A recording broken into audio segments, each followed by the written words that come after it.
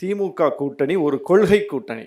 அடிமையாக இருக்கின்றன கூட்டணி கட்சிகள் அப்படின்னு அதிமுகவை சார்ந்த பேராசிரியர் கல்யாண சுந்தரம் சொன்னார். திமுக அரசு தொழிலாளர் சட்டத்தை திருத்தியது. சட்டமன்றத்திலேயே வெளிநடப்பு செய்து அதை வாபஸ் வாங்க வைத்தோம் கூட்டணி கட்சிகள். பல்கலைக்கழக சட்டத்தை திமுக அரசு திருத்தியது.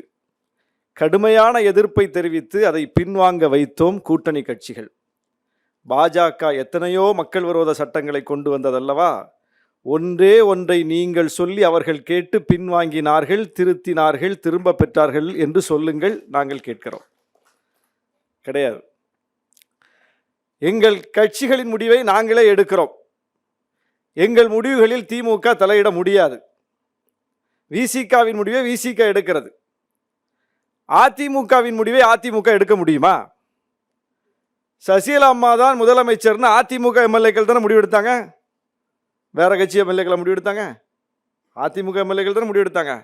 ஜெயலலிதா அம்மா தான் முதலமைச்சர்னு அதிமுக எம்எல்ஏக்கள் தானே முடிவெடுத்தாங்க. ஜெயலலிதா அம்மா முதலமைச்சர் ஆனாங்கல்ல. எம்ஜிஆர் தான் முதலமைச்சர் என்று அதிமுக எம்எல்ஏக்கள் தானே முடிவெடுத்தார்கள். எம்ஜிஆர் முதலமைச்சர் ஆனார் அல்லவா? அதே தொடர்ச்சியாக சசிகலா அம்மா தான் முதலமைச்சர் என்று அதிமுக எம்எல்ஏக்கள் முடிவெடுத்து விட்டார்கள். ஏன் முதலமைச்சர் ஆக முடியவில்லை சசிகலா அம்மையார்?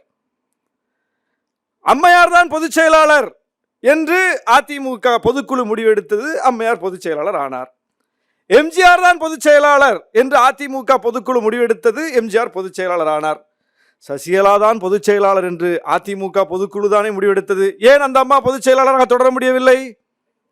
சிக்கல் எங்க இருக்கு? பிஜேபிக்கு பிடிக்கல.